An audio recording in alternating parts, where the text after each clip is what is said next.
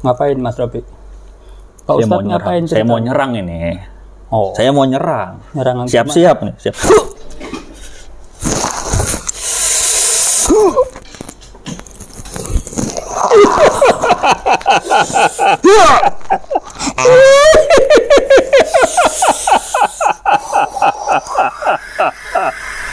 Lekedak sauket cak tuli tomel.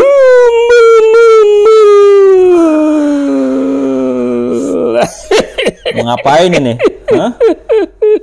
Mau ngapain nih? Berani nih nyerang saya nih. Suara apa ini? Hah?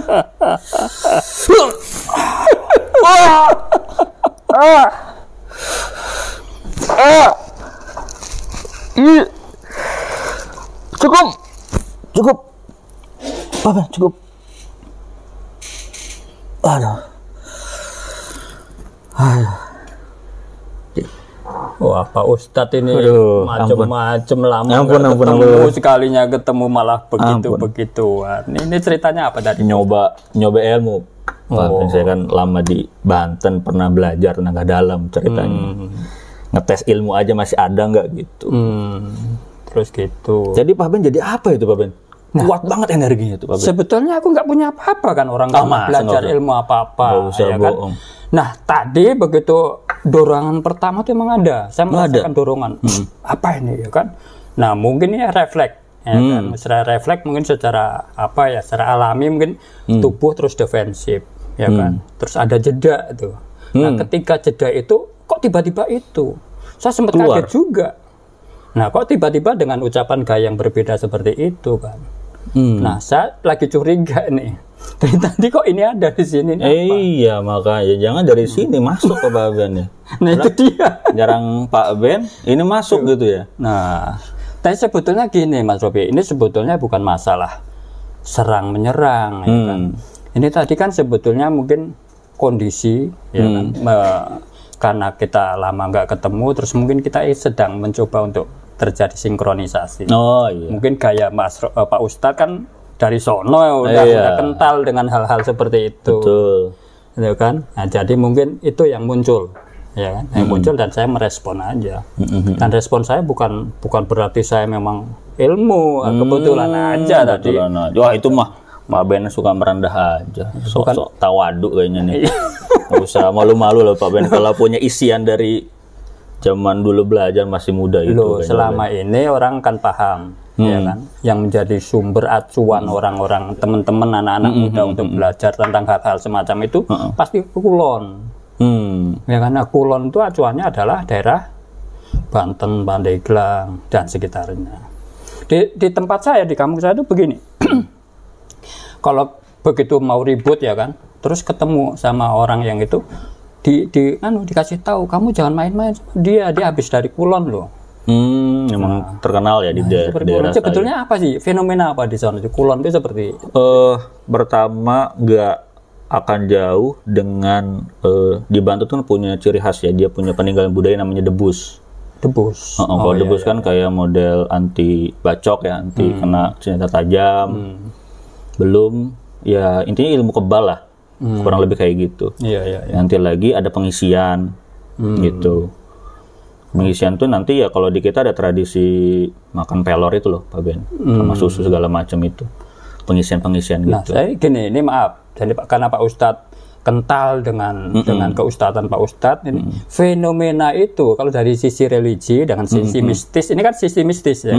Itu ketemunya di mana? Ketemunya di kita tuh di ilmu hikmah namanya. Jadi di pesantren tradisional ya, yang kita sebut kalau di daerah Serang, daerah Banten dan sekitarnya itu pesantren Kobong. Jadi emang dari kiainya langsung biasanya nitipin. Jadi selain dia punya keilmuan agama yang cukup baik, ilmu yang baik lah hitungan di kampungnya, biar nanti pas dilepas ke kota itu punya ilmu yang bagus, ditambah dengan kemampuan batin atau kemampuan isian yang bagus. Caranya ya kasih amalan, gitu, isian segala macam gitu. Dan setiap diisi itu selalu bisa masuk. Tradisi di kita sih iya. Bahkan dari orang tua saya itu mewajibkan anaknya untuk diisi. Biar nanti kalau ketika kuliah, ketika belajar misalnya ke luar kota, luar pulau segala macam itu aman gitu loh. Istilahnya diisi ya? Diisi isinya gitu aja. Nggak tahu kalau di Pak Ben apa istilahnya? Apa ya? Apa penggemblengan? Apa kalau di tempat kita ya ada juga yang mengatakan diisi, ya kan? Kalau orang-orang modern mungkin inisiasi, gitu kan? Kalau tempat-tempat kita kebanyakan gini. Kalau di kampung kita tuh bahan pengisian, tapi mereka mencoba mengolah diri. Macam-macam itu caranya, ya kan? Karena tradisinya dengan tradisi kental Jawa, ya kan? Mereka menyebutnya dengan lelaku, ya kan? Lelaku itu sebetulnya hampir sama dengan ada yang puasa, ada yang semedi. Nah, semedi itu kalau dalam bahasa sekarang mungkin meditasi ya. Dengan teknik-teknik tertentu. Nah, itu memang bisa karena mengolah ini dalam bahasa mereka ya, mengolah power di dalam diri sehingga muncul.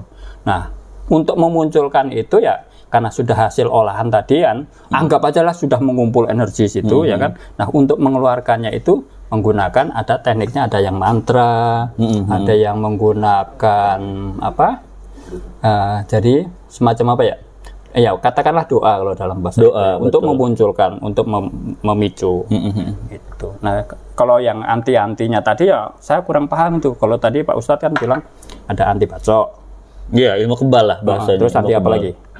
Ilmu kebal terus nanti kebal juga macam-macam Pak. Ada yang kebalnya ya di senjata tajam, ada juga peluru. Itu juga ada beberapa cerita gitu. Ada kebal pelurunya itu bukan ditembak, dia nggak mempan, kadang digeser segala macam, banyak cerita sih. Pokoknya zaman dulu tapi ya, kalau zaman sekarang tuh udah ini. Makanya harus sampai peluru. Nah, aduh itu agak susah kayaknya Pak. Harus ada punya backingan kayaknya Pak. Atau lari kabur. Kalau yang untuk anak-anak muda misalnya anti hamil. Anti hamil ya kondom Pak. Teknik aja itu. Itu teknik. Oh ya teknik Pak, cabut singkong, iya. Di perut.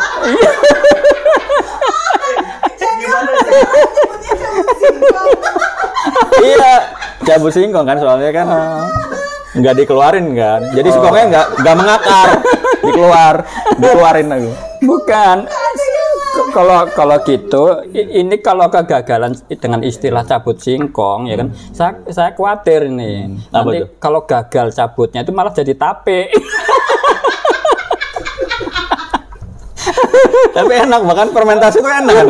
Lebih bagus ya. Lebih bagus. Tapi intinya pengisiannya. Ini kan bagian dari pengisian nggak Pak Ustadz? Apa tuh? Ya tadi itu. Menghamili itu.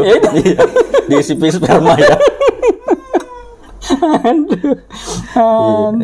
Itu masalah bukan di bagian itu Pak Ben. Enggak ya. Jauh lah. Ada cara lain. Itu teknik. Bukan Pak Ustadz kok bisa loh. Sebagai sebagai orang yang bergelut di itu kok paham hal-hal yang semacam itu. Emang dulunya ngalamin? Pernah diajarin, maksudnya dari orang tua tuh ngajakin lah. Cuman nggak cocok larinya Pak Ben. Jadi pernah ada cerita begini. Jadi dicoba sama orang tua ke sebutnya orang pintar lah ya, atau dukun atau ya sebutnya orang pintar lah di sana, orang yang bisa. Nah ternyata pas saya harus katanya makan pelor itu sama susu itu nggak cocok. Ulangin pelor ya, bukan yang lain ya? Bukan. Peler, saya tahu maksudnya Pak Ben. Kalau peler kayaknya bukan diminum, dijilat kayaknya, dikulum. Aduh, gawat. Hati-hati loh Pak. Dia masing-masing Pak Ben. Jadi pengen. Jangan sama saya Pak Ben. Nanti adu pedang ya jangan. Jadi itu soal singkong tadi. Kok soal singkong? Bukan Pak Ben.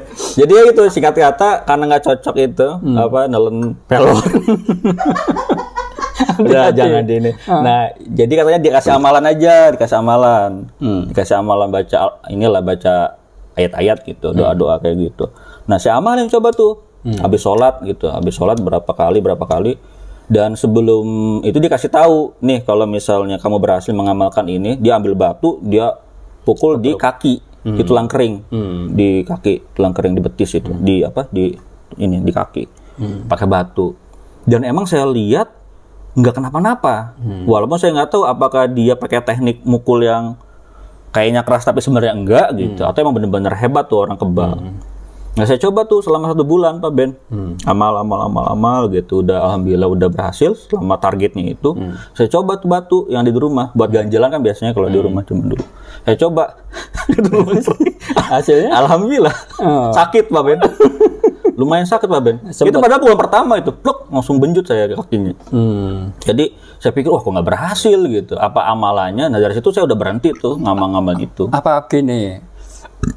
Itu hal-hal semacam itu bekerja ketika memang tidak disengaja dalam posisi ketidaksengajaan baru muncul ya kan kayak tadi ya kan tiba-tiba Ustadz nyerang ini kan aku tidak sengaja muncul keluar sendiri tadi Pak Ben itu karena dipicu tapi kalau tiba-tiba terus dengan menyediakan diri ini loh saya udah pamer show off gitu ya itu dalam kondisi off dia mungkin seperti itu bisa jadi penjelasannya itu ada sih ada hal-hal amalan-amalannya emang keluarnya ketika terdesak memang ada sih kayak gitu kayak tiba-tiba dia bisa mentalin orang padahal ketika kondisi normal nggak bisa kayak gitu. Nah ini kalau kita kondisi terdesak nih Kak ini fenomenanya psikologis atau mistis ini misal kayak gini kayak kita kejar anjing, ya kan nggak bisa lompat pagar, padahal dalam kondisi seperti itu tiba-tiba loncat bisa tinggi. Nah itu fenomena apa? Kalau saya mikirnya psikologis sih kalau sekarang. Kalau dulu ya mistis. Masalah pemahaman aja. Kalau saya masih berada dalam belajar kayak kita, karena pengalaman saya itu selain di mistis, lari ke dunia hipnotis yang larinya ke hal-hal yang logis. Itu saya mikir wah ini mah masalah psikis nih, masalah psikologis nih, masalah bawah sadar aja lah gitu saya mikirnya. Dari situ saya mulai meninggalkan dan gak percaya malah sekarang hal-hal yang seperti itu. Tapi saya jadi pernah waktu kecil itu saya pernah ngalamin hal-hal semacam itu dan itu contohnya menjadi pertanyaan sampai sekarang gitu ya. Nah, mungkin nanti ada jawabannya. Waktu kecil itu kan kita karena suka permainan itu namanya apa kalau tempat kita itu namanya bentik. Oh bekel, bola bekel? Bukan yang pakai kayu itu. Yang di pate lele itu apa kalau di kasti? Bukan. Oh saya beda zaman Pak Ben. Mohon maaf, saya masih muda. Beda zaman Pak Ben. Berapapun zamannya namanya tetap itu dari dulu sepak bola ya sekarang sepak bola. Udah gak main. Generasi. Pokoknya itulah gadget ya. Nah itu ada sesi yang dimana ketika anak-anak batangnya itu harus dilempar, harus dipukul sekencang-kencangnya. Oh gatrik di saya. Berarti satu zaman Pak Ben. Seumuran kita. Gatrik. Iya, gitu. Jangan sok muda. Iya. Maaf yang smart.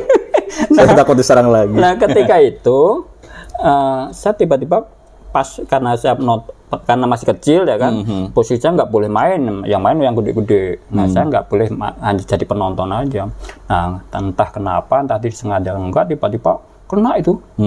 Anak batangnya itu kena di kepala saya. Kenceng-kencengnya tuh. Lumayan tuh. Gitu. Nah, tiba-tiba kan sakit kan? Ya, pasti. Nangis. Nah, namanya anak kecil kan, nangis sampai lama tuh. Kok nggak diperhatiin loh? Sama yang lain tetap main-main aja tuh. Terusin main. Enggak. Mungkin dulu Pak Ben anak bawang kali kalau zaman dulu ada istilah anak bawang jadi nggak dipeduliin lah gitu. Tidak diperhitungkan gitu. Iya. Cengeng. Bener. Sering dibully lah kalau zaman sekarang itu. Nanti secara psikologisnya bisa kita jelaskan. Tapi waktu itu yang saya ingat tuh begitu saya dicuekin, rasanya marah itu. Padahal udah nangis. Beneran itu ya. Bukan acting lagi gitu. Udah gurung-gurung. Kan harapan kita kan ada biar ada perhatian. Udahlah enggak sakit ini. Enggak nanti dicuekin sampai mereka mau bubar belum selesai ya kan. Kita ketiga loncat tuh ke tengah-tengah permainan. Sambil beker-beker. Kalau bahasa sini apa yang namanya beker itu? Teriak-teriak. Sambil teriak-teriak. Wah udah kayak tantrum gitu. Nah, mereka pada takut kan. Malah takut karena di situ fenomena itu di kampung kita dulu ada yang namanya seni kuda lumping. Nah kayaknya mungkin karena saya nonton tanpa sadar mungkin saya nonton kuda lumping sehingga saya meniru-niru itu. Nah tanpa sadar melakukan itu. Nah tapi anggapan orang-orang yang gede-gede itu dikiranya saya itu dadi, istilahnya dadi. Kalau bahasa di jadilan itu namanya dadi. Dadi itu kayak kesurupan bahasa itu. Jadi kita polanya itu nggak sewajar. Nah sampai saya tiba-tiba saya masih ingat tuh. Begitu ada batu di sini selokan dari sini bisa loncat ke atas itu. Nah itu sampai begitu udah sampai, tapi berhenti di situ. Begitu saya udah sampai di batu yang tinggi itu, saya bingung. Loh kok aku bisa begini. Orang-orang udah sepi, udah kabur semua itu. Nah itu fenomena apa itu? Itu kira-kira kalau diolah bisa nggak disengajakan? Pak Ustaz?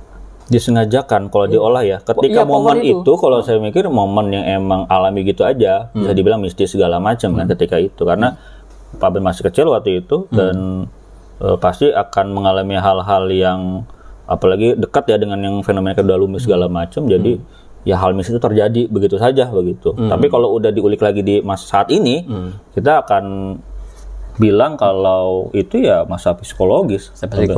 Kalau dengan pemahaman saya, karena dulu saya pernah Pak Ben coba explore, saya bikin acara di kampus di Serang sana, di Banten sana. Jadi di satu kampus saya bikin acara namanya psikologi kesurupan. Saya coba tuh trial gitu.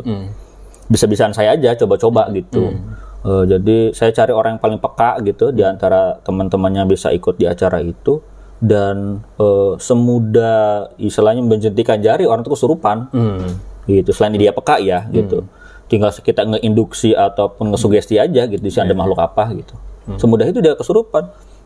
Jadi kesurupan itu semudah ketika dia ingin, karena dia orangnya peka ya. Makanya paling penting dari orang kesurupan pasti orang-orang yang peka sih. Peka itu dalam artian mudah, sugestibilitasnya tinggi. Jadi akan mudah tuh dipicu dengan hal-hal yang mistis segala macam itu. Jadi kesurupannya lebih gampang. Peka ya, bukan pekok. Bukan. Itu siapa tuh Bapak? Tetangga sebelah Pak Ben. Perlu seruput kopi.